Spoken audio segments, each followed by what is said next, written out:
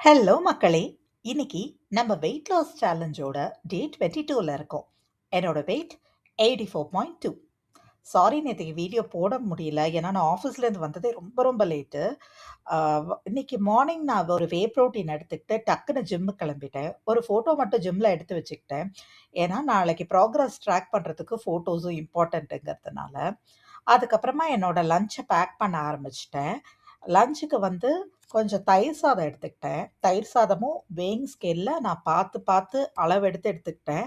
ஏன்னா நான் சாதங்கும்போது கண்ணு முன்னு தெரியாம நெறையா சாப்ட்டுருவேன். எல்லாருக்குமே நமக்கு சவுத் இண்டியன்ஸ்க்கே சாதம்னு வரும்போது நம்ம நெறைய சாப்ட்டுருவோம். அதனால அத மட்டும் கரெக்ட்டா 100 கிராம் வர மாதிரி பார்த்து அளந்து எடுத்துக்கிட்டேன்.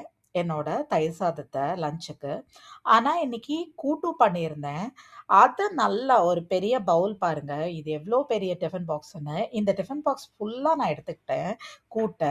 அ ஃபைபர் வந்து ரொம்ப ரொம்ப இம்பார்ட்டன்ட்டு. பர்ட்டிகுலர்லா வெயிட் லாஸ்ல இருக்கும்போது.